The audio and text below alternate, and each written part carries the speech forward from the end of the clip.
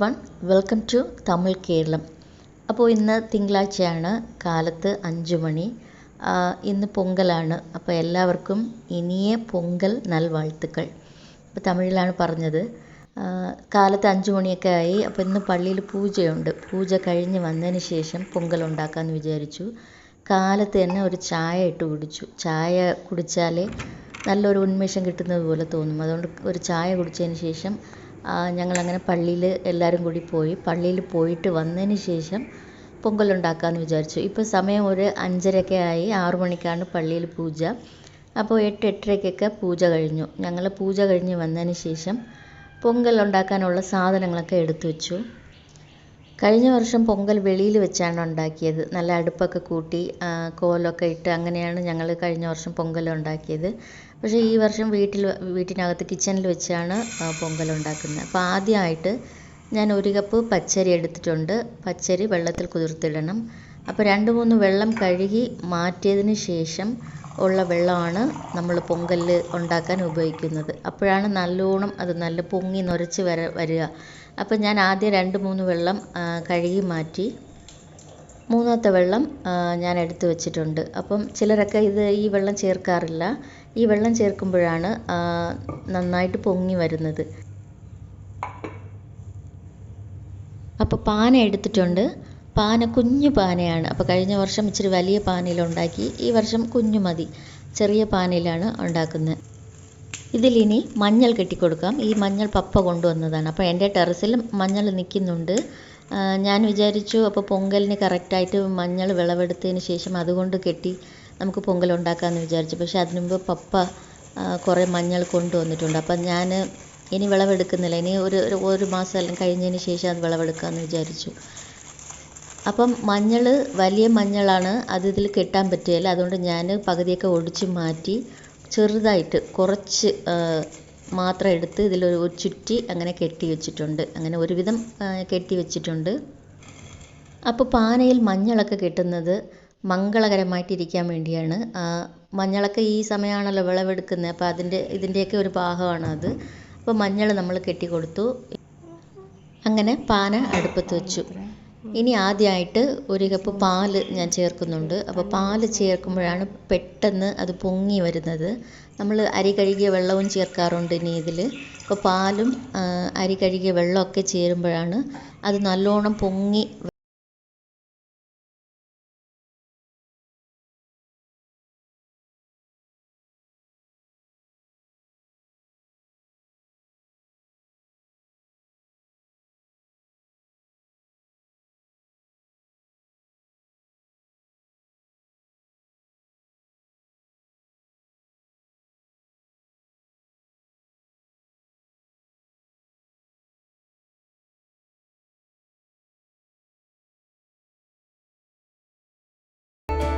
പൊങ്കലിന് ആവശ്യമുള്ള സാധനങ്ങൾ ആദ്യം തന്നെ ഞാൻ എടുത്തു വെച്ചിട്ടുണ്ട്. ഏലക്ക, അണ്ടിപ്പരിപ്പ്, അതുപോലെ ഉണക്കമുന്തിരി, പിന്നെ ചെറുപയറിൻ്റെ പരിപ്പ്.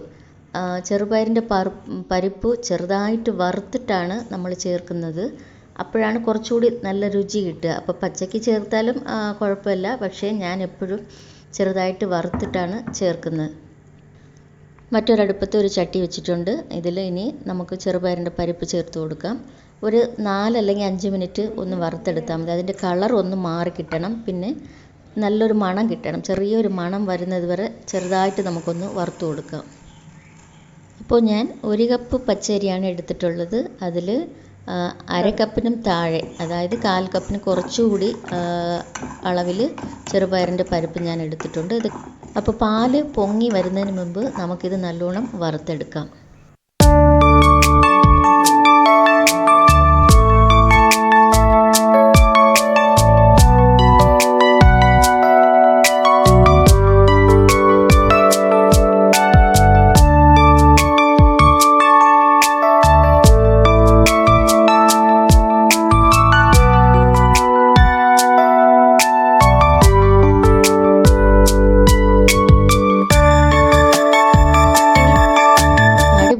പൊങ്ങി വന്നിട്ടുണ്ട്. ഇനി നമുക്ക് വെള്ളത്തിൽ കുതിർത്ത് വെച്ചിരിക്കുന്ന പച്ചരി ആദ്യം ചേർത്ത് കൊടുക്കാം. ഇത് കഴിഞ്ഞിട്ട് നമ്മൾ വറുത്ത് വെച്ചിരിക്കുന്നില്ലേ ചെറുപയറിൻ്റെ പരിപ്പ് അതും ഒന്ന് ചേർത്ത് കൊടുക്കാം. ഇത് രണ്ടും നല്ലോണം വെന്തതിന് ശേഷമാണ് നമ്മൾ ശർക്കര ചേർക്കേണ്ടത്. അരിയും ചെറുപയറിൻ്റെ പരിപ്പും നല്ലോണം വെന്ത് കിട്ടുന്നതിന് മുൻപ് നമ്മൾ ശർക്കര ചേർത്ത് അതിന് ശേഷം അത് വേവില്ല, വേവ് നിൽക്കും, പച്ചയ്ക്ക് ഉണ്ടായിരിക്കും. അതുകൊണ്ട് ഇത് നല്ലോണം വെന്ത് കിട്ടിയതിന് ശേഷം നമുക്ക് ശർക്കര നല്ലോണം തട്ടി ഇതിൽ ചേർക്കാം. ഞാൻ പാവ് കാച്ചിയല്ല ചേർക്കുന്നത്, മുഴുവനായിട്ടാണ് തട്ടി ഉടച്ച് മുഴുവനായിട്ടാണ് ചേർത്ത് കൊടുക്കുന്നത്. അപ്പോൾ ഇന്ന് കാലത്ത് പള്ളിയിൽ പോകുമ്പോഴത്തേക്കും വഴിയിലൊക്കെ 2-3 സ്ഥലങ്ങളിൽ പൊങ്കലൊക്കെ ഉണ്ടാക്കിക്കൊണ്ടിരുന്നു. കാലത്ത് തന്നെ അവർ പൊങ്കലൊക്കെ ഉണ്ടാക്കാൻ തുടങ്ങി. അപ്പം ഞങ്ങളുടെ പള്ളിയിലും പൊങ്കലുണ്ട്. പൂജ കഴിഞ്ഞതിന് ശേഷം കുറച്ച് ആൾക്കാരൊക്കെ നിന്ന് പൊങ്കലൊക്കെ ഉണ്ടാക്കാനായിട്ട് റെഡിയാക്കി വെച്ചിട്ടുണ്ട്. പക്ഷേ ഞങ്ങൾ നിന്നില്ല. വീട്ടിൽ വന്നിട്ട് പൊങ്കൽ ഉണ്ടാക്കാമല്ലോ എന്ന് വെച്ചിട്ട് ഞങ്ങൾ നേരത്തെ ഇങ്ങ് പോന്നു. അങ്ങനെ അരിയും ചെറുപയറിൻ്റെ പരിപ്പും നല്ലോണം വെന്തിട്ടുണ്ട്. ഇനി നമുക്ക് ശർക്കര ഒന്ന് തട്ടി ഇതിൽ ചേർത്ത് കൊടുക്കണം. ഇടയ്ക്കിടയ്ക്ക് ഒന്ന് ഇളക്കി കൊടുക്കാം, അല്ലെങ്കിൽ പാനയ്ക്കകത്ത് ഒട്ടിപ്പിടിക്കും. അതുകൊണ്ട് ഒന്ന് ഇടയ്ക്ക് നല്ലോണം ഇളക്കി കൊടുക്കുക. മധുരത്തിന് കണക്കാക്കി നമുക്ക് ശർക്കര ചേർത്ത് കൊടുക്കാം. ഞാൻ ഇച്ചിരി കൂടുതലാണ് ചേർക്കുന്നത്. പൊങ്കലിന് അല്പം മധുരം കൂടുതലായിട്ടുള്ളത് നല്ല രുചിയായിട്ടിരിക്കും. അതുകൊണ്ടാണ് ഞാൻ കുറച്ച് കൂടുതലായിട്ട് ചേർക്കുന്നത്. അപ്പോൾ ഇത് നല്ലോണം നമുക്ക് തട്ടി ഉടച്ച് മാവാക്കിയതിന് ശേഷം നമുക്കിത് ചേർത്ത് കൊടുക്കാം.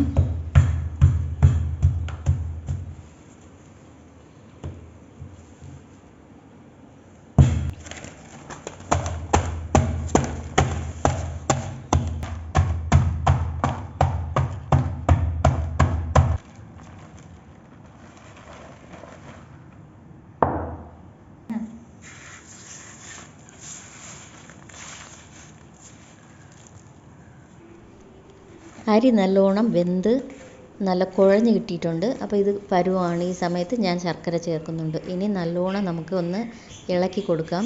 നമ്മൾ എത്ര പൊടിച്ചാലും ചെറിയ കഷ്ണങ്ങളായിട്ടാണ് ശർക്കര ഇരിക്കുന്നത്. അപ്പം ഇത് നല്ലോണം അലിഞ്ഞ് വരാനായിട്ട് ഞാൻ നന്നായിട്ട് ഇളക്കി കൊടുക്കുവാണ്. ഇനി ഇതിലേക്ക് കുറച്ച് ഉപ്പ് കൂടി ചേർത്ത് കൊടുക്കാം. അപ്പം പ്രത്യേകമായിട്ടൊരു ടേസ്റ്റ് കിട്ടും.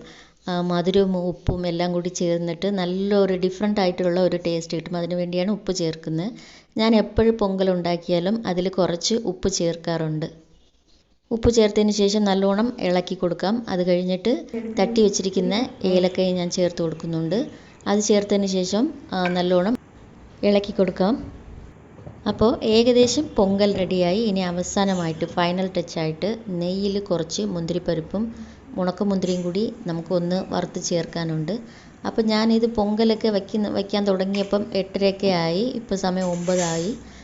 അത് അരമണിക്കൂറിനകത്ത് തന്നെ പൊങ്കലൊക്കെ റെഡിയാക്കി. അപ്പോൾ ഇത് കഴിഞ്ഞിട്ടാണ് ഞാനിനി ബ്രേക്ക്ഫാസ്റ്റ് ഉണ്ടാക്കണം. കാലത്ത് ദോശയാണ്. അപ്പോൾ ഒരു പാത്രത്തിൽ 2 സ്പൂൺ നെയ്യ് ചേർത്തിട്ടുണ്ട്. നെയ്യ് ഉരുകിയതിന് ശേഷം കുറച്ച് അണ്ടിപ്പരിപ്പും, ആദ്യം അണ്ടിപ്പരിപ്പാണ് ചേർക്കുന്നത്. അത് കഴിഞ്ഞിട്ട് ഉണക്കമുന്തിരി ചേർത്ത് കൊടുക്കാം. അണ്ടിപ്പരിപ്പ് ആദ്യം ചേർത്തിട്ട് അത് പകുതി വറുത്തതിന് ശേഷമാണ് നമ്മൾ ഉണക്കമുന്തിരി ചേർക്കാനുള്ളത്. കാരണം അണ്ടിപ്പരിപ്പ് വറുത്ത് കിട്ടാൻ കുറച്ച് സമയമെടുക്കും. പക്ഷേ ഉണക്കമുന്തിരി പെട്ടെന്ന് വറുത്ത് കിട്ടും. അതുകൊണ്ട് ഇത് അണ്ടിപ്പരിപ്പ് കുറച്ച് വറുത്തതിന് ശേഷം നമുക്ക് ഉണക്കമുന്തിരി ചേർത്ത് കൊടുക്കാം. രണ്ടും കൂടി നല്ലോണം വറുത്തതിന് ശേഷം പൊങ്കലിൽ നമുക്ക് ചേർത്ത് കൊടുക്കാം. അങ്ങനെ അടിപൊളിയായിട്ട് വളരെ ടേസ്റ്റായിട്ട് സൂപ്പറായിട്ട് ഞങ്ങളുടെ പൊങ്കൽ അങ്ങനെ റെഡിയായി. അപ്പോൾ ഞാൻ സ്റ്റവ് ഓഫാക്കി പൊങ്കൽ അങ്ങനെ റെഡി ആയിട്ടുണ്ട്. പൊങ്കലിൽ ചേർത്ത് കൊടുക്കുവാണ്. നല്ല മണമുണ്ട് കേട്ടോ, നല്ല നെയ്യുടെ മണം പൊങ്കലിൻ്റെ മണവും കൂടി. ഇപ്പം തന്നെ എടുത്ത് കഴിക്കാൻ തോന്നുന്നു, അത്രയ്ക്ക് നല്ലൊരു മണമുണ്ട്. അപ്പോൾ ഈ വീഡിയോ എല്ലാവർക്കും ഇഷ്ടപ്പെട്ടിട്ടുണ്ടാവുമെന്ന് കരുതുന്നു. ഇതുപോലെ മറ്റൊരു ഇൻട്രസ്റ്റിംഗ് ആയ വീഡിയോയിലൂടെ നമുക്ക് വീണ്ടും കാണാം.